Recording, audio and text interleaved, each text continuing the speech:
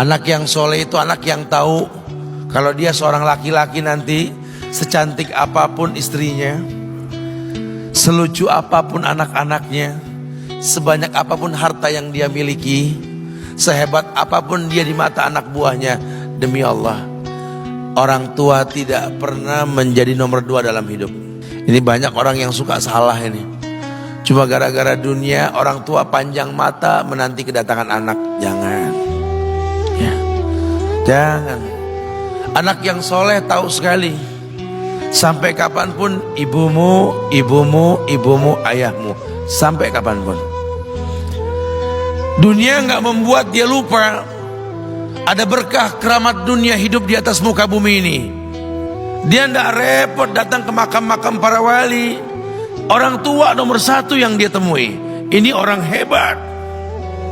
Ini banyak di antara kita, makam-makam didatengin, di mana saja didatengin, ngalap berkah. Orang tua panjang mata, berlinang air mata menanti, mana anakku?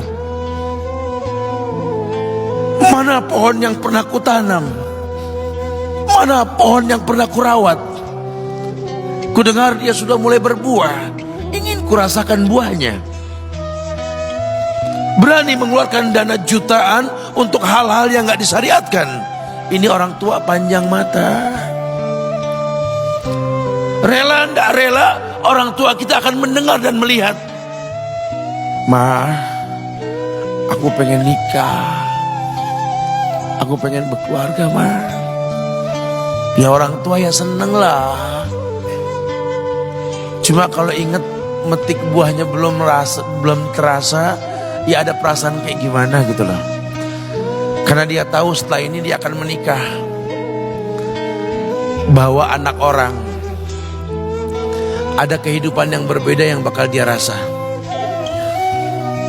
Orang tua makin hari makin rentan, bukan makin seger.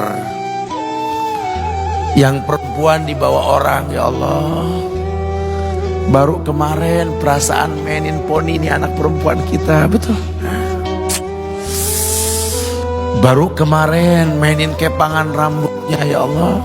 Ya Allah, baru kemarin perasaan saya titah dia, titah, ya Allah. Belajar jalan, bisa berlari bawa sesuatu, coret-coret tembok, aduh Masya Allah. Sekarang udah gede, dibawa orang, ya Allah, Masya Allah. Yang laki dekat sama mamahnya. Baru kemarin tangan mungilnya kita tuntun, kalau kelepas dia nangis, betul. Sekarang tangannya keker besar, tangan ibunya keriput, betul. Mau nangkep tangan anak pun sudah mulai susah. Membawa anak orang datang dengan gagah, cium tangan, cipika-cipiki, udah. Ma, kita jalan dulu Ma ya. Udah Mama, udah. Digandeng tangan kekasihnya, dirangkul pundaknya. Ini anak laki ndak tahu ibunya kayak diiris-iris jantungnya. Dia lihat tangannya yang keriput, ya Allah. Udah berapa lama tangan ini nggak dibawa sama anak ini? Udah berapa lama tangan ini nggak digandeng sama anak saya? Kita merasa bangga akur merangkul istri kita, ibu kita ngelihat pundaknya. Udah berapa lama pundak ini gak dirangkul seperti itu, ya Allah. Dulu aku berdandan secantik-cantiknya, ku dandankan anaknya, ku bawa di hadapan kawan-kawanku bangga. Lihat anakku.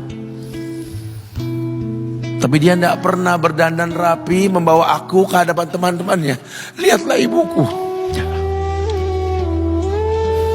Ibunya sudah kebayang, ya Allah, ini anak bakal minta nikah sebentar lagi.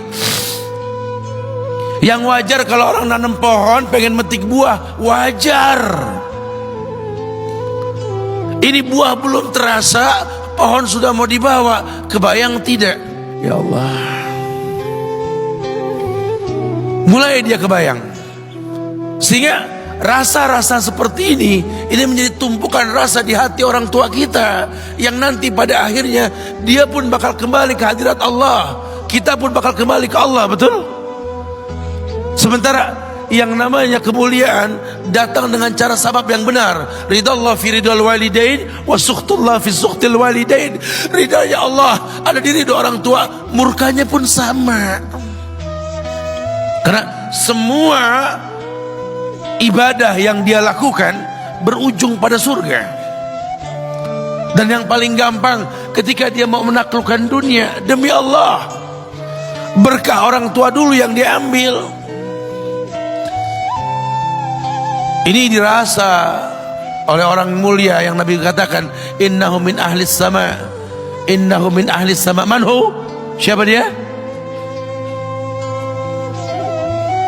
Sahabat, manusia yang pernah hidup zaman sahabat tapi nggak ketemu Rasul, yang bernama Uwais Al-Qarni, pemuda miskin pengembala kambing di negeri Yaman. Padang tandus yang dia tinggal di situ, yang dia kesampingkan hidupnya untuk ibunya, untuk ibunya. Tidaklah terucap kalimat satu yang ingin ibunya pengen, kecuali Uwais pasti akan melakukannya apapun, dan ibunya cacat. Apa kata Uwais? Tidak akan pernah terlontar kata dari mulut ibuku kecuali kan kulakukan yang dia inginkan. Masya Allah. Ibunya cacat dan dia menomorduakan diri, yang penting orang tuanya dulu. Hingga satu waktu ibunya berkata, wahai Uwais, ibu sudah tua. Andai kematian mendatangi ibu, ada beberapa keinginan yang ibu pengen merasakan keinginan tersebut. Mungkin enggak ya? Apa Bu? Katakan. Ibu pengen haji. Bengong, Wais, ya Allah Bu, ini Yaman, Hadramaut, yang sekarang saja pesawat itu bisa 3 jam menuju Saudi itu, 2 jam lebih lah menuju Saudi. Ini lebih jauh lagi, kebayang berapa ratus kilo, berapa ribu kilo nggak tahu. Ya baiklah ibu, kata Uwais, aku tidak pernah menolak permintaan ibuku, tapi kali ini aku tidak bisa menjawab karena mikir gimana caranya ini. Apalagi dia seorang pemuda yang punya penyakit sopak, ada tanda-tanda putih di bagian badan itu kayak pano besar gitu tuh. Udahlah, terserah gimana nantilah. Yang penting ini nomor 1 dalam hidup ini. Dia beli seekor anak sapi, digendong tiap hari itu sapi sama si Uwais menuju puncak gunung. Turun lagi, gendong ke atas, turun lagi tiap hari. Sampai orang bilang, Uwais gila no. Orang sapi dipiara, dia digendong tiap hari naik gunung yang tinggi. Sampai nggak berasa, dikatakan 8 bulan dia lakukan itu. Sehingga terbentuklah fisiknya yang bagus karena olahraga tiap hari bawa itu sapi. Dan sapi itu makin berat, dalam hikayat dikatakan sampai di atas 100 kilo itu sapi. Kemudian dia tetap gendong ke atas dan dia yakin, bismillah saya yakin. Sampailah bulan haji, ibu naik ke pundakku, digendong ibunya dari negeri Yaman. Subhanallah, gak ada yang gak mungkin. Lihat, dibawa ibunya ke Mekah, bertawaf di Ka'bah, dunia menyaksikan. Bahkan hikayat mengatakan dia sempat bertanya kepada sahabat Abdullah bin Umar, aku telah menggendong ibuku dari negeri Yaman menuju Mekah, bertawaf di Ka'bah ini, sudahkah aku membayar jasa ibuku? Apa kata sahabat Abdullah bin Umar? Bahkan satu hentakan napas pun ketika melahirkanmu belum terbayar. Bahkan satu hentakan napas pun ketika melahirkanmu belum terbayar. Dia selesaikan tawafnya, dia selesaikan tawafnya.